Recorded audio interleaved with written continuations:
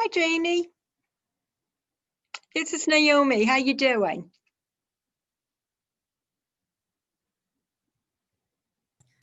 Good, Naomi. How's everything going?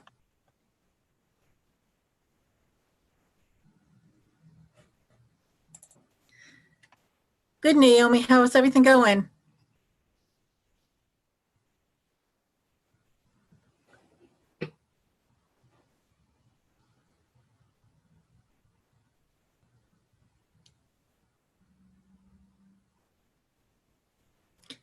Naomi, are you able to hear my audio?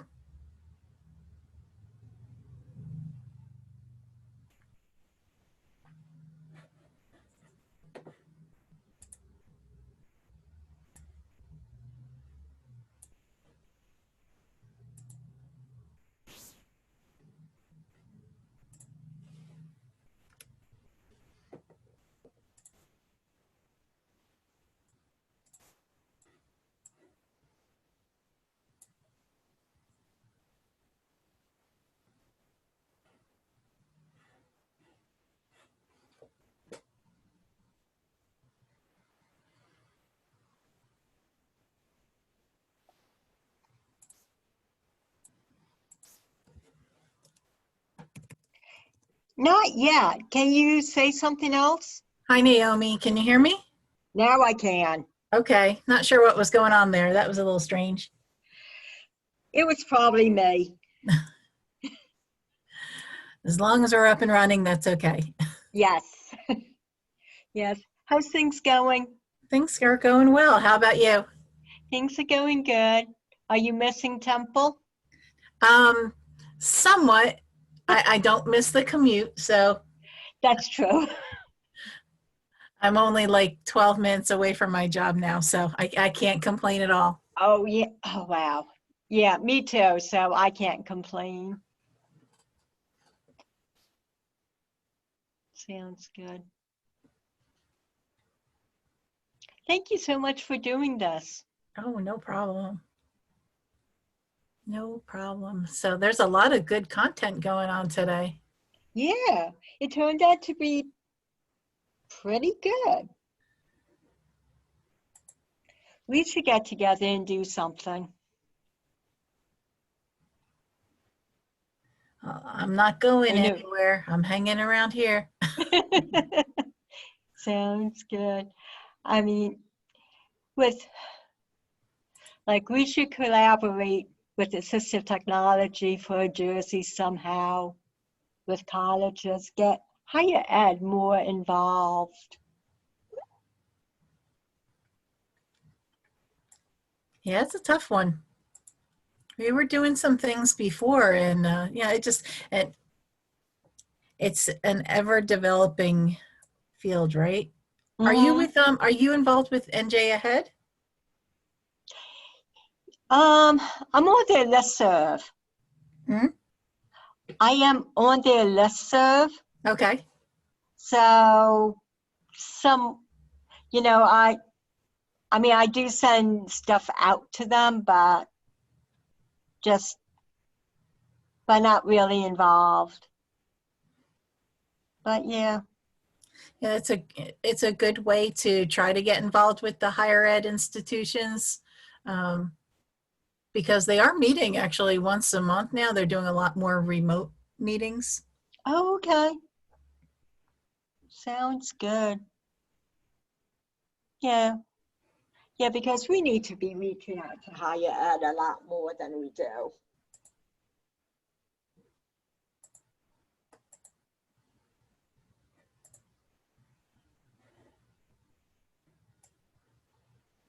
And it looks about that time.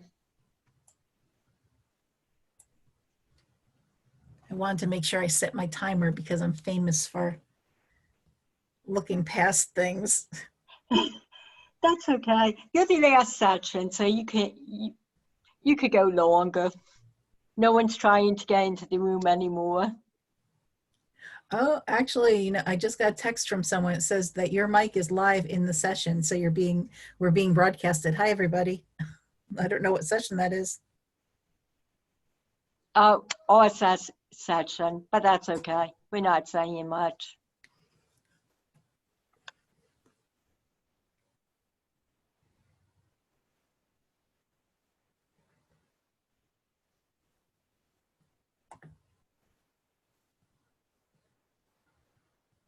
Naomi, can you see the captions coming up on the screen as well?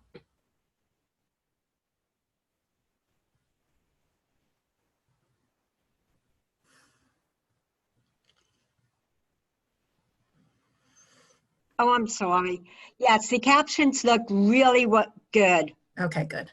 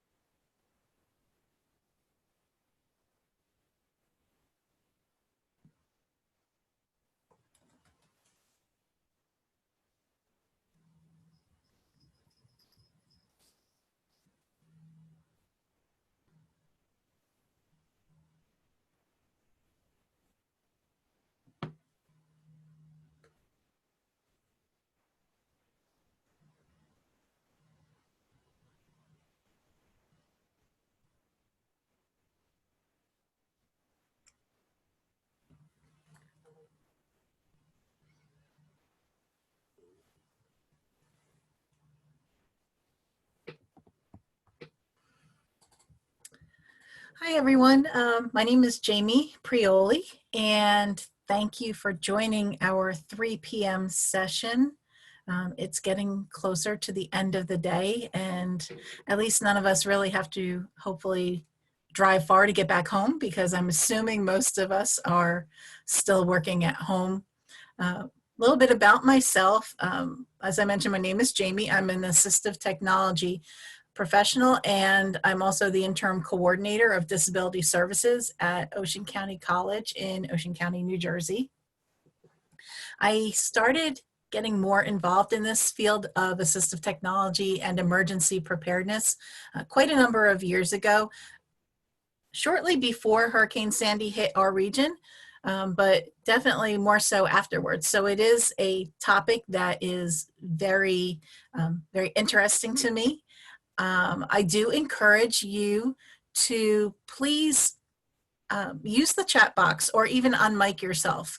If you have a question, I love having that dialogue going on between all of us. So please feel free to jump in at any time, and I'll try to monitor the group chat as well. So what I wanted to really go over is about emergency preparedness considerations. What are some techniques, some tools, and strategies that you as a professional might find relevant? And I can pretty much guarantee that not only will you find the information helpful to the students, to the clients, to the residents that you're working with, it'll also be very valuable for yourself and your own family and friends. So some of the considerations that we'll be talking about, have to do, in my case, I like to really try to paint a picture of how can the preparedness considerations be relevant to my personal experience. So in our area, we typically see a number of weather-related situations, but there's also other situations that are not influenced by the weather. There may be some things that are influenced by by our surroundings, by terrorism, things like that. So, like for example, power loss is a huge issue, and we seem to have had quite a number of power outages in our area. Not only is it an inconvenience, but it can be detrimental to many students and adults and clients that we're working with.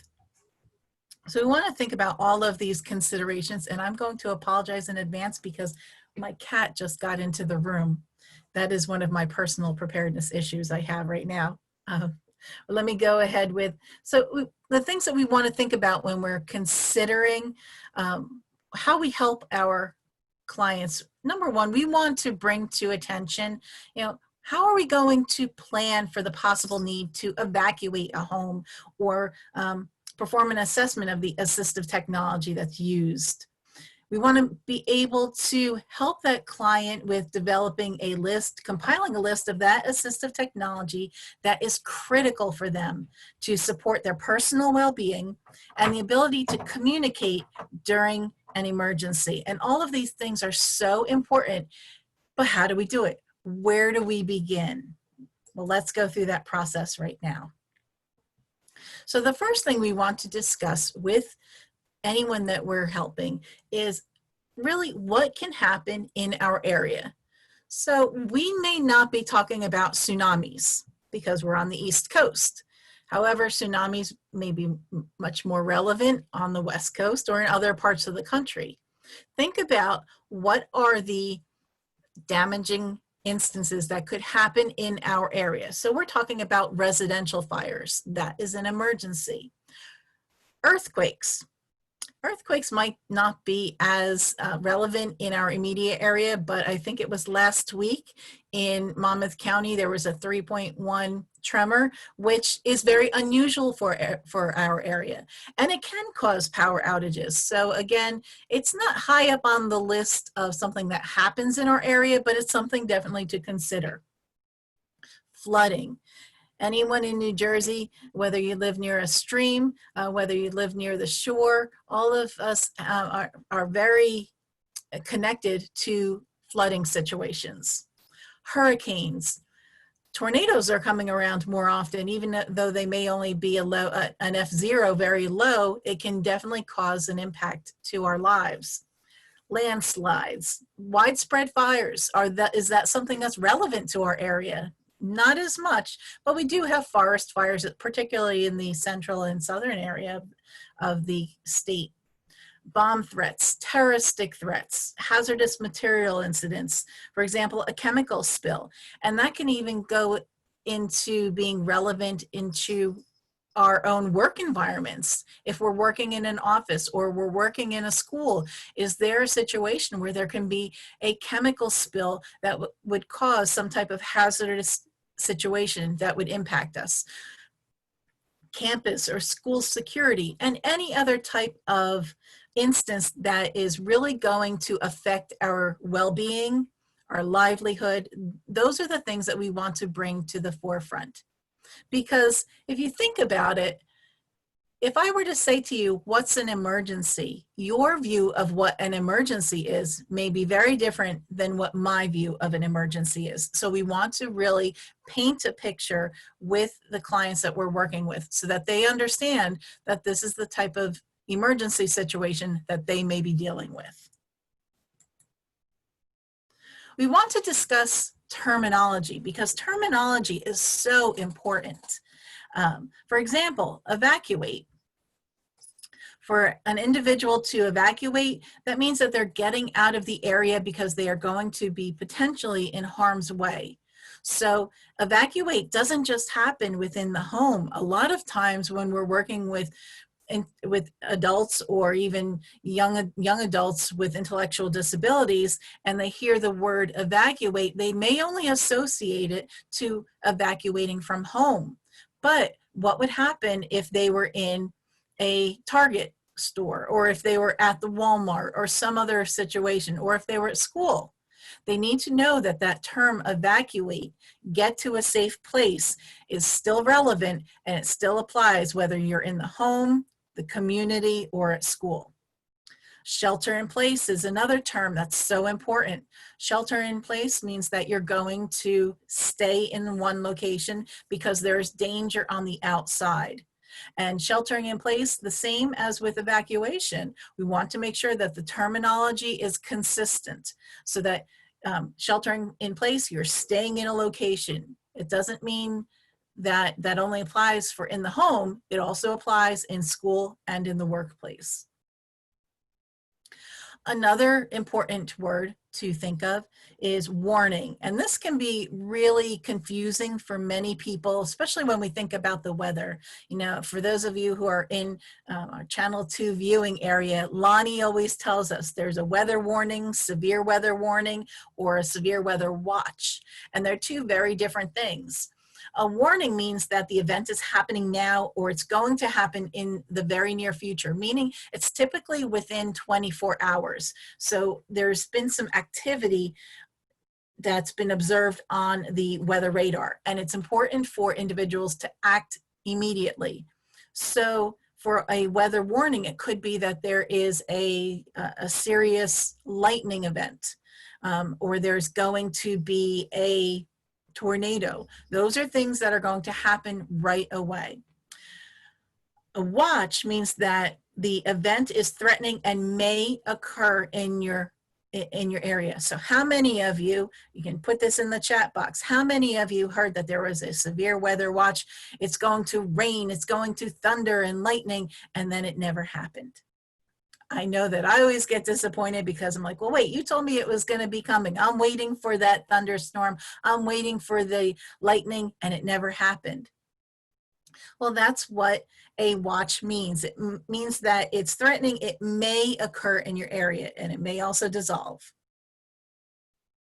So Lori just mentioned that an ABLE account allows many people who have disabilities to save to pay for emergencies without changing their eligibility for means tested benefits. And you can go to, I'm sorry, I don't have my eyeglasses on, ablenrc.org. Great resource. Thank you so much, Lori. So again, going back, because we are looking at the role as the assistive technology professional or the service provider professional, we're looking at what do we discuss with the clients that we're working with the students. We want to ask them, do you use assistive technology? And then I provide you with a list of things that people would use assistive technology for.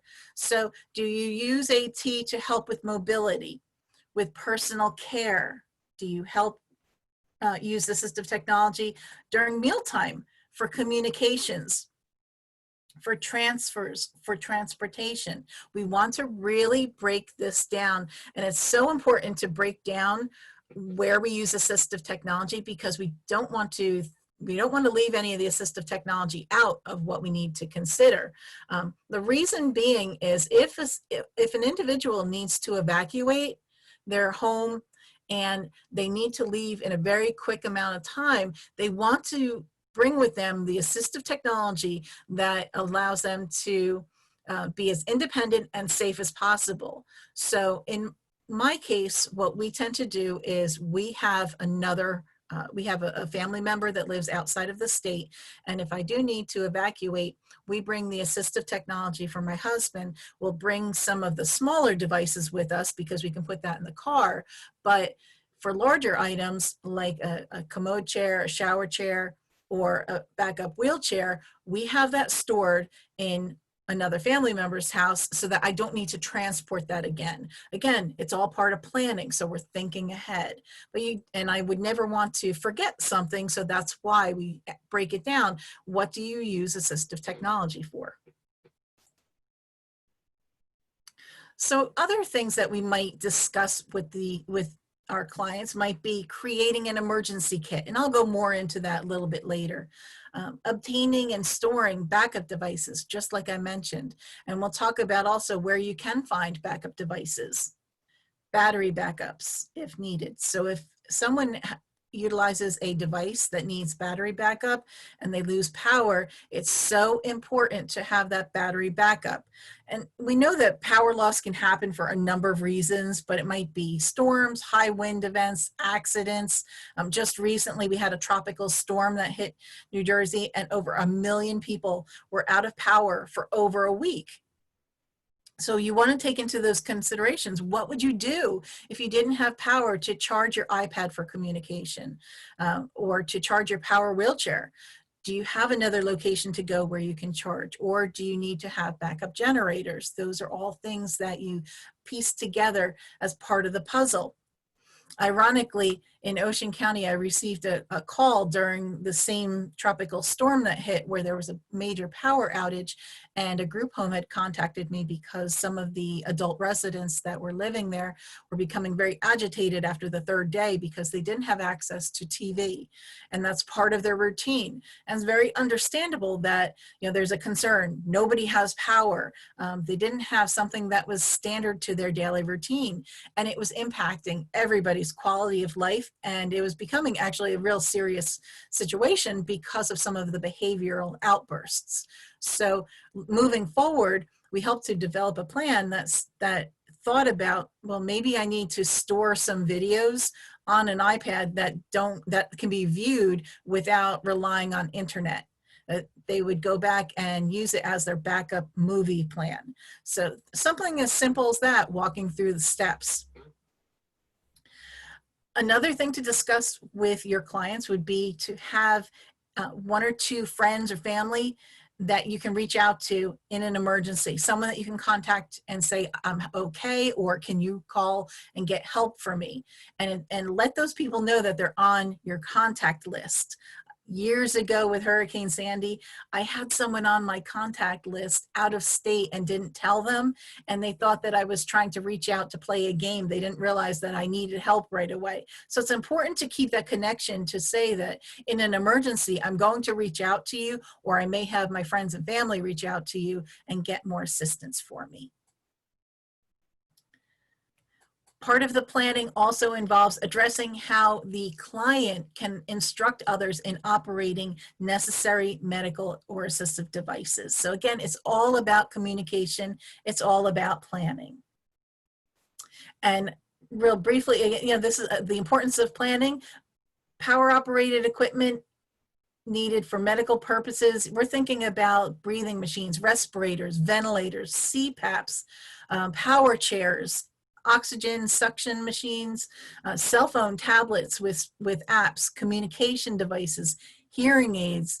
A lot more requests have been coming into me asking for ideas of how someone can keep their refrigerated medication cold and appropriate, or special food during power outages. So all of these things need to be seriously concerned and addressed, because they are impacting an individual's ability to be independent and saved. So all of these things are something that you would talk about with your client. You want to be able to set up a notification system that is very appropriate for the individual that you're working with. For example, if someone has a hearing loss, do they have a notification system that is text-based, or do they have a type of system that has a flashing alert? And there are a lot of different notifications. We'll talk about the notification systems that are available for individuals a little bit later. Medical alert system. These are all, it's all really the tip of the iceberg, and just things to make you think like, oh, there are more topics that I need to really go over with my client. So when do I talk about these things with the individuals that I'm working with? Well, you know, what we might have to do is address those personal preparedness tips, those ideas during an assistive technology assessment. Many times you might be the only person, the only professional that will bring up these topics to your client. It may not be brought up in any other area. It may not be brought up by a physician or any other type of caregiver. So you can bring up this topic to discuss during the individual's IEP plan or even their IPE with vocational rehab on an annual basis. It's that important.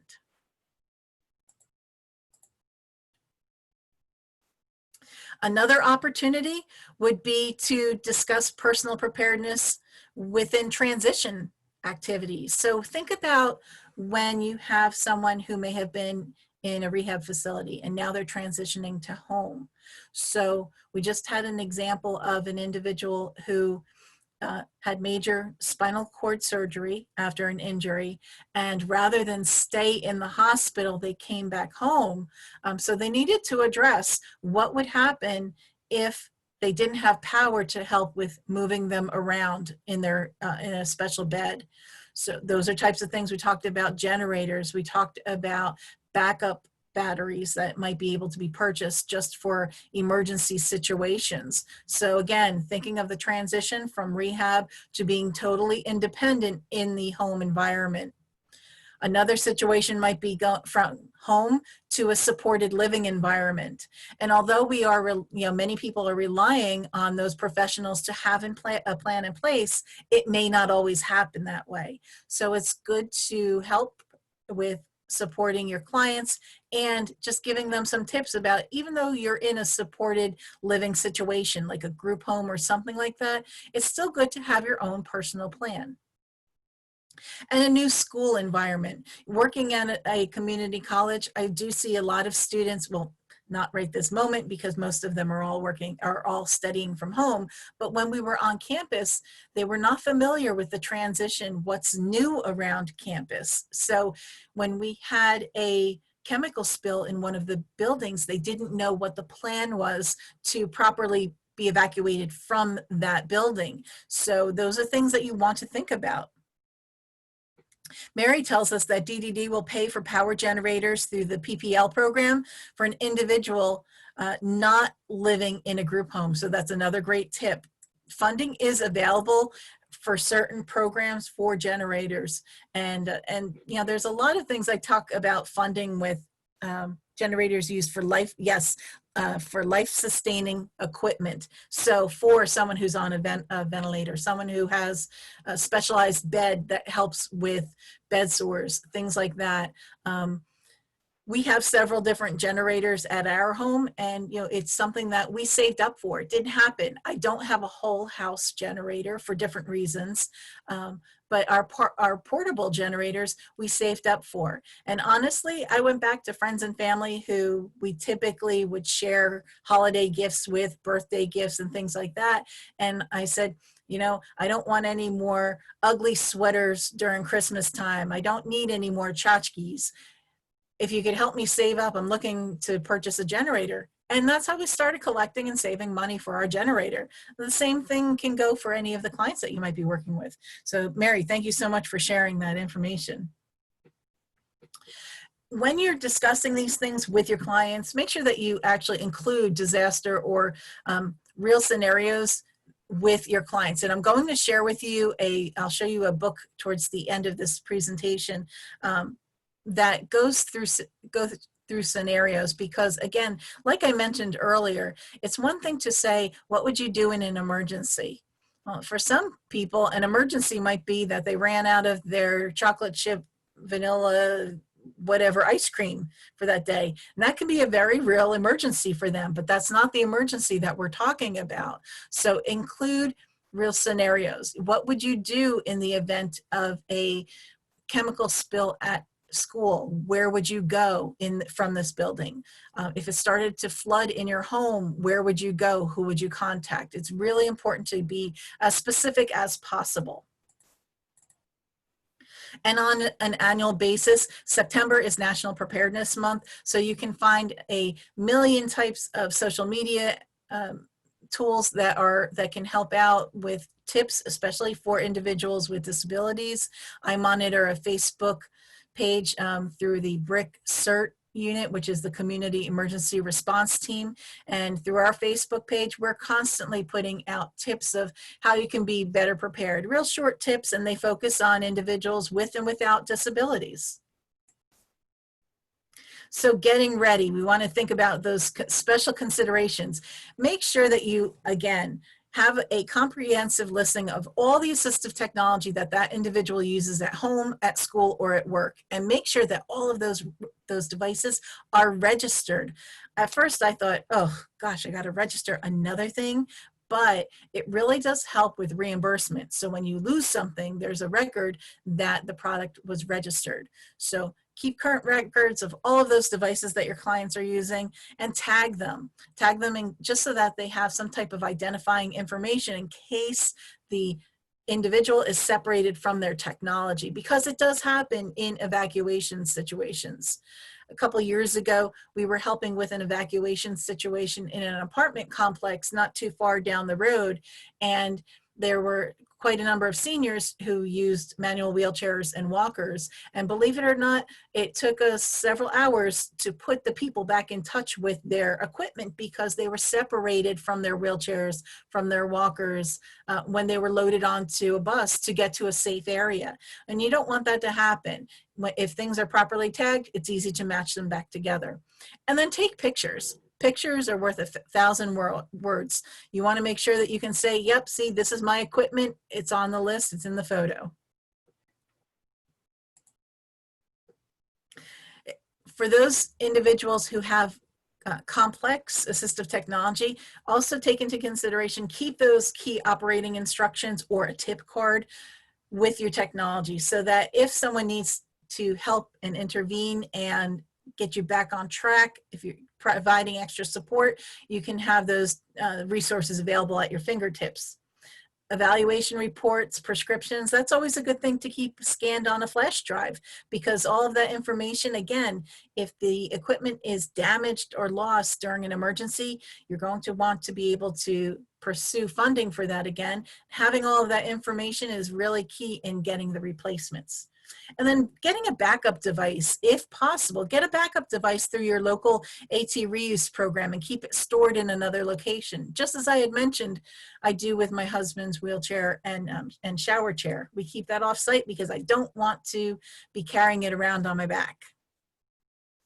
So all of us are, really responsible for being prepared. And as we all know, assistive technology is key to being independent for a lot of people with disabilities. So having that access to assistive technology might be lost during an emergency or disaster. And we want to make sure that we're using the proper resources, and assistive technology reuse is one of the biggest resources out there because it does serve America's largest minority, which is people with functional needs, people with disabilities.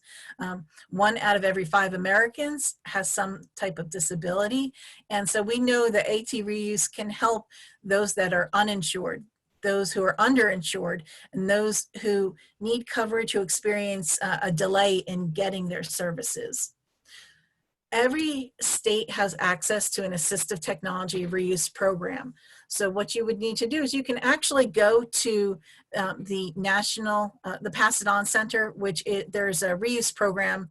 The website is pioc.gatech.edu/PIOC. It's the Pass It On Center. And what that program does is it advocates for the provision of assistive technology reuse as a stopgap measure until the person can get the new equipment that they need. It's never meant as a permanent replacement, but for someone whose wheelchair may have been damaged in a flood, or their walker may have been lost in a house fire, it's a great way to quickly get an assistive technology device to replace that item temporarily while they find the permanent source. So I'm just double checking to make sure if there are any other messages in the chat, and it doesn't look like there are any at this time. And I know I'm really speeding through this information, so bear with me. We're coming into a lot more of the information here. Some more resources that you may want to share with your clients is definitely create an emergency go bag. And there are a lot of different terms that the terminology that's used for a go bag. It's known as the go bag, an emergency kit, a 72-hour kit. A go bag is typically something that is picked up quickly. It has a lot of your information, a lot of things that you will need to use in a shelter environment. So something that you need to be as independent. It may have essential or important items for assistive technology users. It could be something as simple as an extra headphone for their communication device. It could be a magnifier. It could be an extra set of batteries for your hearing aids, but it's meant to be something simple that can be picked up easily, thrown in the car so that you can go on to your next location. You're not going to put in there a gallon of water because that's not easy to keep.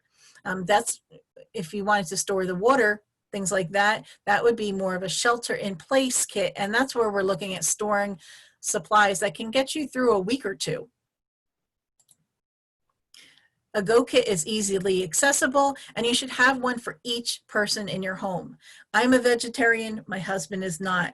So when we put our Go Kits together and there's snacks in there that are good for, say I get stuck in the car in bad weather, I know that my Go Kit has stuff that is vegetarian friendly. I'm not gonna see a can of Spam in there.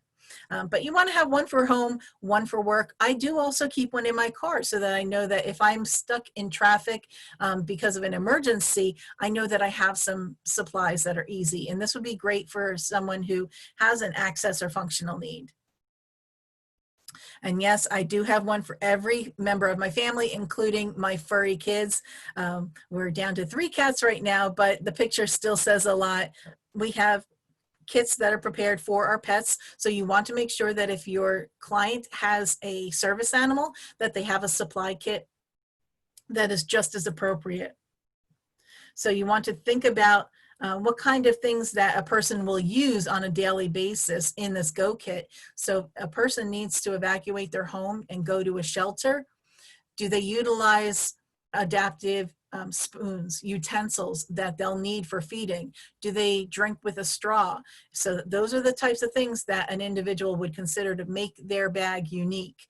I would not personally need straws. I would not personally need adapted utensils, but someone with dysphagia may need it.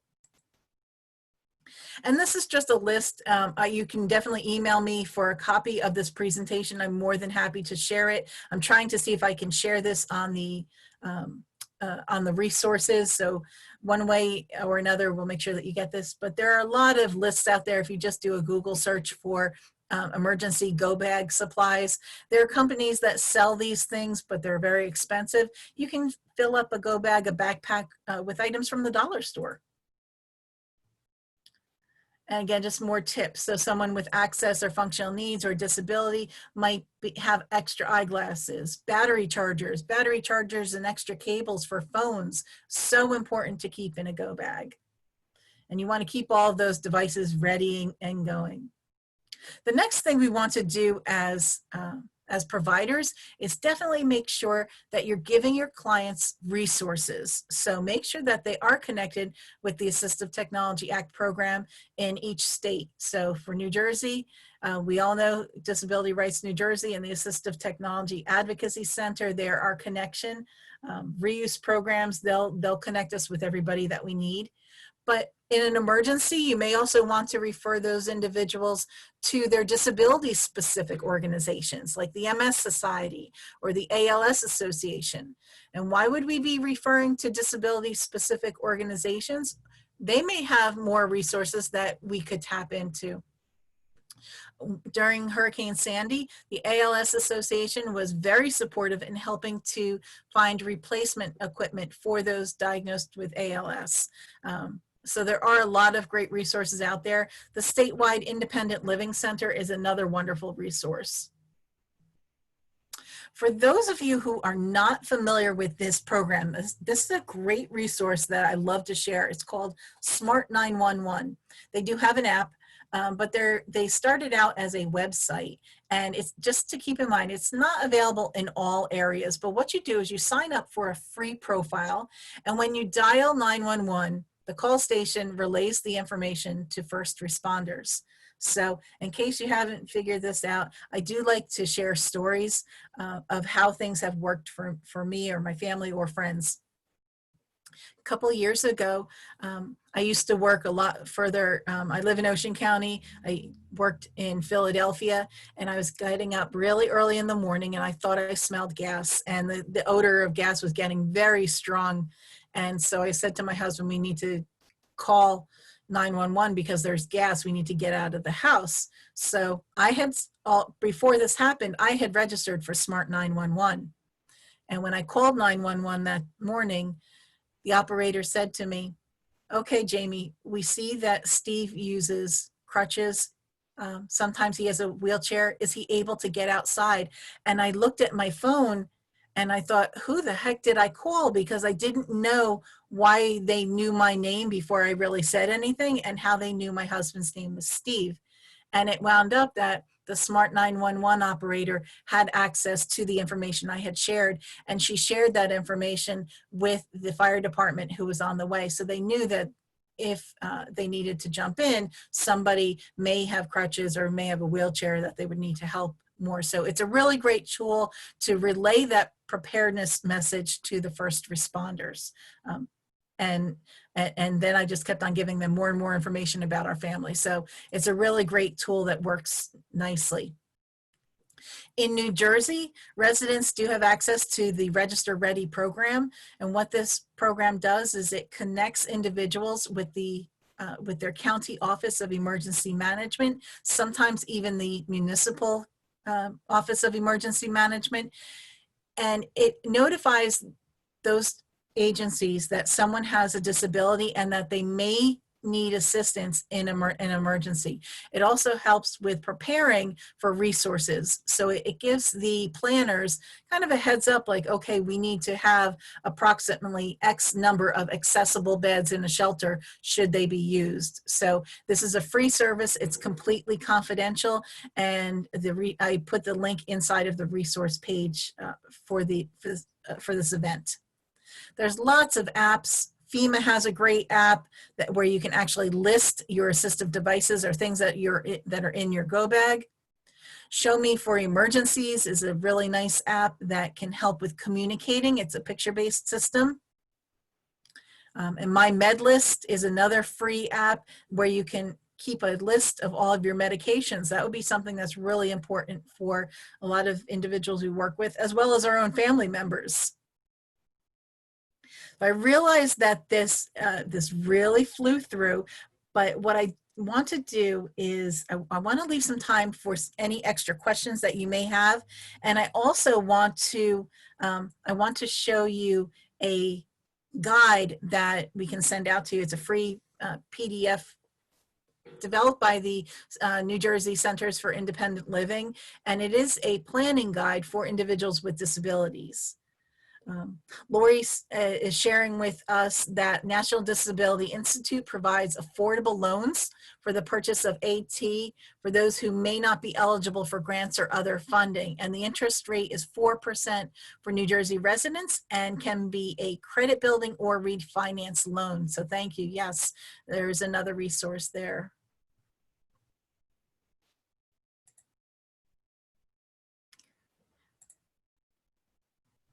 Keep on monitoring this. Let me just change one more screen, and then I'd like to quick show you. Here's my contact information that is also posted on the resource page that the AT Summit has given to us. I'm going to share another document. Let's see, you share.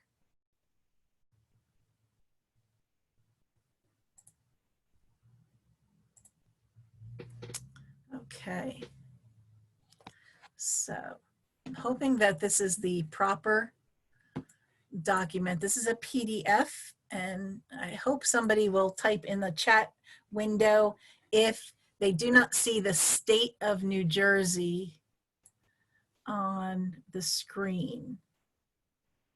If there's anyone that can share that with me, if they could let me know.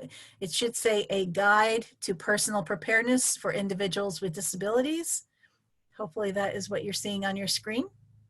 Awesome. Thank you so much, Andrea and Lori. Thank you. Okay, so this guide is really a compiled document. It's a resource guide, Pathways to Preparedness. And what this guide does is it walks individuals through step by step through how to prepare yourself for your own plan. And it is lengthy. It's over 75 pages, but it's designed to literally walk you through, and I'll just show you how to use this guide, effects of disasters. It gives you a basic understanding of the emergency management system. And that's something that's really super important, because a lot of times people will think that if they register for a program like Register Ready, they often think that they'll be the first ones on the list to be helped. And that's not how a register program works. Excuse me. I used to think that when I registered my husband with the power company, because he utilizes a CPAP device at night, I wanted the power company to know that, you know, in the event of a power outage, there's somebody who utilizes power for a medical device. So I think I'm pretty educated. So I figured I'll register our name and our information with the power company, and when the power goes out, they'll just be able to flip that switch where it said Prioli and flip it up back on again, because it must have accidentally flipped off. Well, that's not how it works. And that's something that's really important to share with the clients that we're working with, because all that does is really shows the individuals that there's a mechanism. In this example, there's a mechanism for how power is restored. The mechanism is that the hospitals are going to be on the #1 list for having power restored in an area. Then the fire, for police, those are the areas that kind of go next. And residential is kind of low on the list, but it's still important for the Office of Emergency Management to know that someone has a medical need, so that they can, you know, have assistance pushed out there more quickly. It just might not be as quick as we all hope it would be. But there, in this guide, planning ahead, register ready. What are some supplies for your go bag? So that was just the table of contents, but let me just show you, start the conversation. Let's talk about emergency preparedness. And, you know, it gives you a couple different scenarios. It even talks about, even gives you some examples. Convenience and grocery stores might be closed. You might not be able to purchase supplies or gas for your car, and you might not be able to take out money from your bank or ATM. A situation like that is really, really important, especially for some of the clients I know I work with. They want to go to their, sorry, that was my alarm. They want to be able to go food shopping at their Acme, no matter what, on Thursday. Every Thursday they go food shopping. Well, that store that you normally go to might not be open because of the power outage. So planning for these types of things.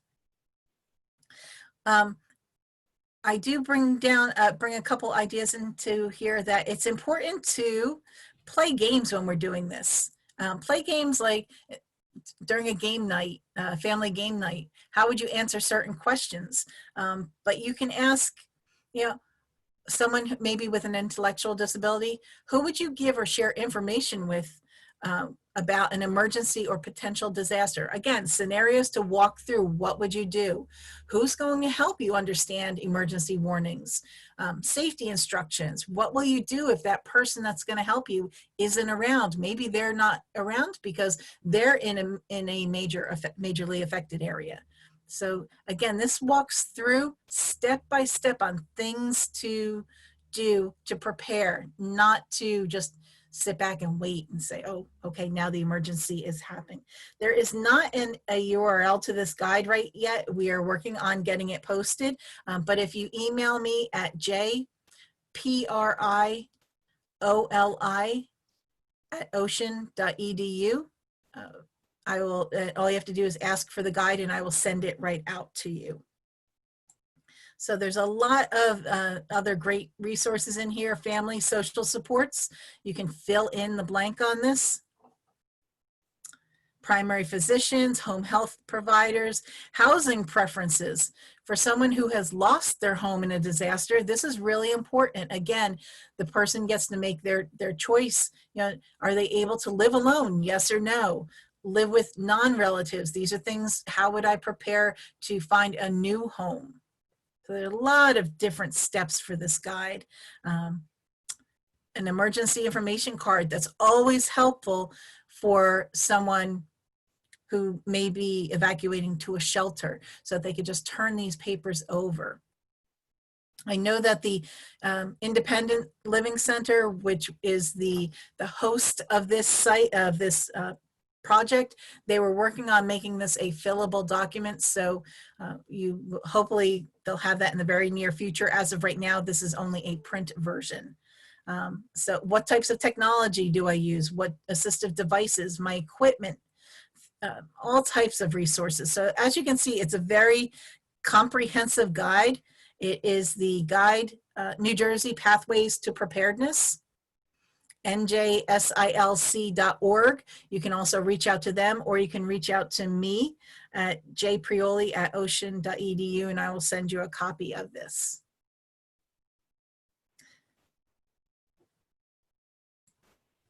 Any questions? We're rounding out about 2 more minutes.